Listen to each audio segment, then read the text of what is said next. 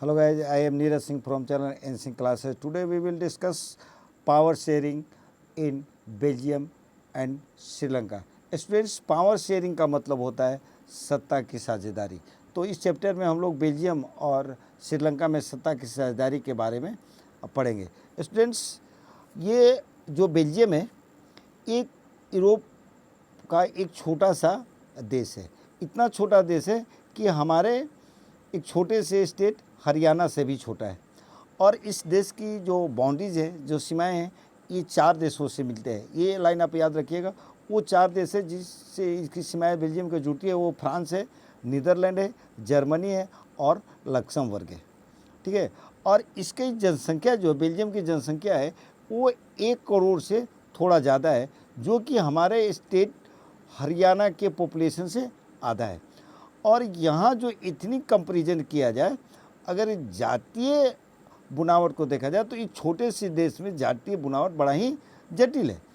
Students, total जो जनसंख्या है बेल्जियम का, जो आप जानते हैं कि 1 करोड़ से कुछ ज़्यादा है, उसका 59% जो लोग हैं वो फ्लेमिश रीजन में रहते हैं और डच लैंग्वेज बोलते हैं। और बाकी जो 40% लोग हैं वो लोग ये आपका वेलोनिया रीजन में रहते हैं और वो फ्रेंच भाषा बोलते हैं। और 1% जो लोग हैं वो बेल्जियन जर्मन भाषा बोलते हैं।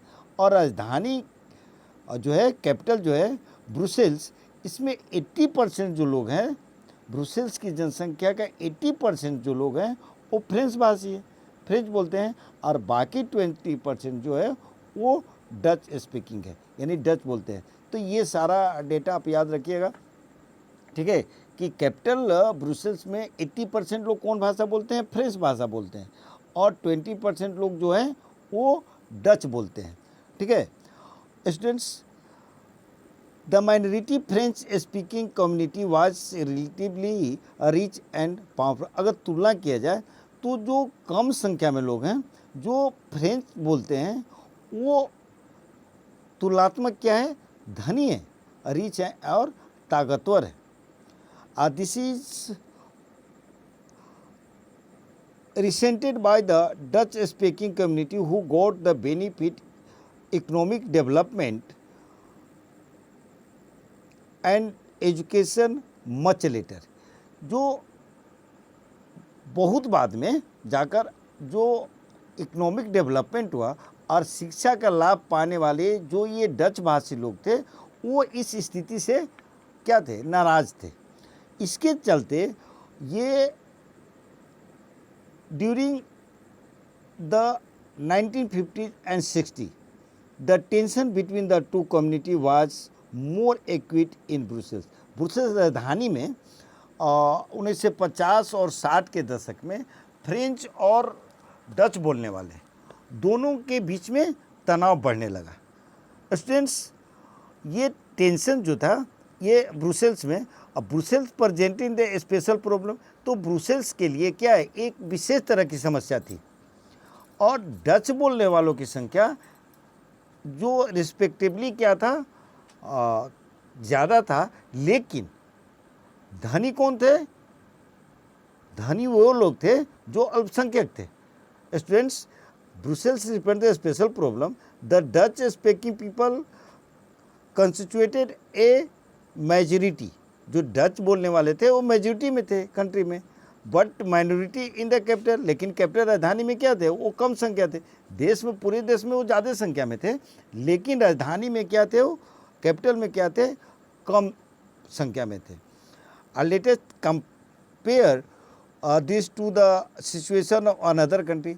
और आप इस स्थिति को दूसरे देश से कीजिए, एक दूसरे देश से इसकी तुलना कीजिए। और Sri Lanka is an the island nation. Sri Lanka क्या है? श्रीलंका एक द्वीपीय राष्ट्र है। This is just a few kilometre of the southern coast of Tamil Nadu. और ये जो श्रीलंका जो देश है वो भारत के तमिलनाडु के दक्षिणी तट से कुछ ही किलोमीटर दूरी पर क्या है? लोकेटेड है, स्थित है, सिटेड है। और students, it has about 2 crore people about the same as the Haryana, यानी 2 करोड़ लोग, यानी इसकी आबादी, श्रीलंका की आबादी 2 करोड़, जो कि हमारे हरियाणा के जनसंख्या के बराबर है। The major like the nations such as the South America, it has about 2 crore people, about the same of the Haryana. Like the other nations in the South Asia region, Sri Lanka has the diverse population. Students, दक्षिण Asia के कुछ और देशों की तरह श्रीलंका की आबादी की कई जातीय समूह थे, कई जाति के लोग थे, डाइवर्सिटीज था, विविधता था वहाँ के पॉपुलेशन में। स्टूडेंट, ये लाइन आपको देखिए, Sri Lanka has a diverse population, ठीक है ना। श्रीलंका के जो पॉपुलेशन था उसमें क्या था, बहुत से डाइवर्सिटी, बहुत सारी विविधता थी। और the major social group are in single speaker, और जो मुख्य रूप से जो सामाजिक समूह था वो कौन थे, सिंहलियों का था, आज जिसके आबादी कुल जनसंख्या का 74% था। यहाँ से क्वेश्चन आ सकता है स्टूडेंट कि जो श्रीलंका में जो सामाजिक प्रमुख सामाजिक समूह तो था, सोशल ग्रुप जो था वो किसका था, सिंहलियों का था, और टोटल जनसंख्या का 74% उनकी आबादी थी। स्टूडेंट्स, अब फिर तमिलों का नंबर आता है, इसके बाद सिंहलियों के बाद नंबर आता है तमिलों का, ठीक है। और तमिलों का जो परसेंटेज था वो है 18%, 18% क्या था, तमिल स्पीकर थे जो तमिल बोलते थे, ठीक है ना, और 74% कौन थे, सिन्हल स्पीकर थे। तो ये इस लाइन को आप अंडरलाइन कर लीजिए। इनका दूसरा नंबर पे आती है, इनका आबादी कितना था, 18%, 18% था। और स्टूडेंट्स, तमिल्स देयर आर 2 सब ग्रुप्स, ठीक है, और तमिलों के 2 समूह थे, ठीक है ना। और ये तमिलों का जो 2 समूह थे,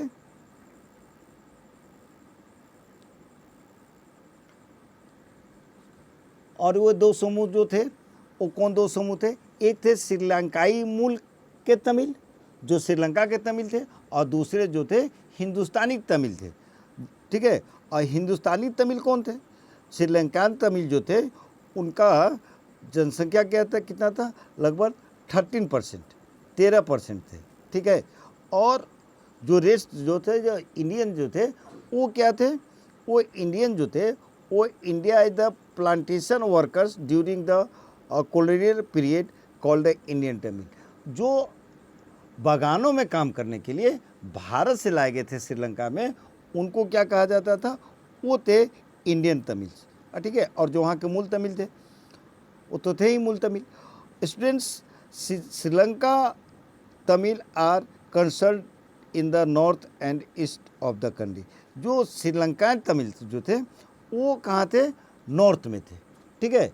और कुछ जो थे नॉर्थ में थे और कुछ जो थे वो ईस्ट में थे। और most of the Singhali speaking people in Buddhist, जो सिंघल बोलते थे वो ज़्यादातर लोग कौन थे, वो बुद्धिस्ट थे, ठीक है।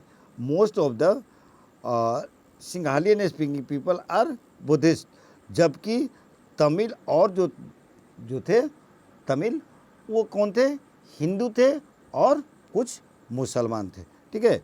सम तमिल जो थे हिंदू थे या फिर मुस्लिम थे। देयर आर अबाउट 7% क्रिश्चियन, और 7% कौन थे, 7% जो थे ईसाई लोगों के हिस्से में थी। और वे सिंहली और तमिल दोनों भाषा को बोलते थे, वो दोनों भाषा बोलते थे, सिन्हल भाषा भी बोलते थे और तमिल भाषा भी बोलते थे। अब ज़रा सोचिए, just imagine what could happens in situation like this. अब ज़रा सोचिए कि ऐसी स्थिति में क्या हो सकता है। बेल्जियम में Dutch community could take advantage of इस न्यूमरल मेजोरिटी। अब देखिए क्या होगा, बेल्जियम में जो डच भाषी लोग थे वो बड़ी संख्या के बल पे फ्रेंच भाषी और जर्मन भाषी लोगों को अपनी इच्छाओं को थोपते थे, अपनी जो इच्छा था उनको मनवाना चाहते थे, ठीक है। तो इसका लाभ कैसे उनको मिलता था कि उनकी जनसंख्या ज़्यादा थी, और इसके लेकर के उनके बीच में लड़ाई और बढ़ जाती। संभवतः इमेजिन करना है, संभवतः The could be led to very messy partition of the country. Both side of the would be the claim control over the Brussels.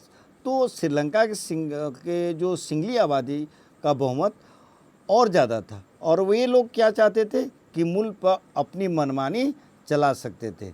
आइए अब देखेंगे कि असल में दोनों देशों में हुआ क्या था। स्टूडेंट्स, अगला टॉपिक शुरू करने से पहले हम देखेंगे ये इस मानचित्र को आप देखिए, इस मैप को आप देखिए, ठीक है स्टूडेंट, इस मैप को आप देख लीजिए।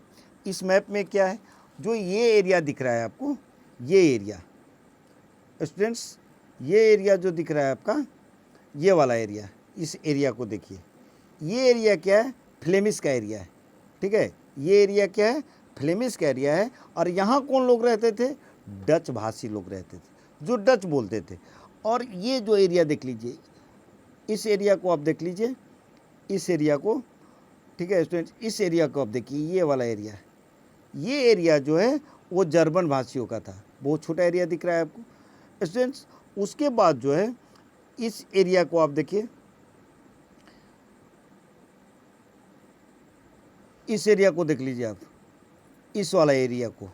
ये कौन सा एरिया है आप देख रहे हैं, ये एरिया है बेलोन, जो यहाँ फ्रेंच भाषी थे, ठीक है, ये एरिया है, ठीक है। तो ये सब एरिया है, आपको ये नज़र आ रहा है, ये सब एरिया। और ये एरिया जो दिख रहा है, ये छोटा सा एरिया जो दिख रहा है आपको, ये राजधानी है, ये एरिया, ठीक है ना। ये एरिया है ब्रुसेल्स, राजधानी का क्षेत्र है। ये यहाँ का जो कंडीशन था क्षेत्रफल के हिसाब से, ये क्या कंडीशन था, ये इस मैप के द्वारा हम देख रहे हैं स्टूडेंट्स। ये इस बॉक्स को आप थोड़ा नज़र डालिए, इस बॉक्स पे, ये इस बॉक्स पे, ठीक है। ये एथनिक है, एथनिक मतलब होता है जातीय, जातीय मतलब जात मतलब कास्ट, ठीक है ना। तो ऐसा सामाजिक विभाजन, ऐसा सोशल डिवीज़न जो बेस्ड हो किस चीज़ पे, कल्चर पर बेस्ड हो।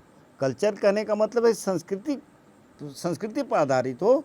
और to the same ethnic group believe in their common descent because of the similarities of physical type और कल्चर और both they needed not always have the same religion और नेशनलिटी। यानी इसका मतलब है कि ऐसा सोशल डिवीज़न जिसमें हर ग्रुप को अपनी संस्कृति अलग मानता है, यानी एक साझी संस्कृति, शेयर जो कल्चर है उस पर आधारित समाज का विभाजन हो, डिवीज़न हो सोसाइटी का।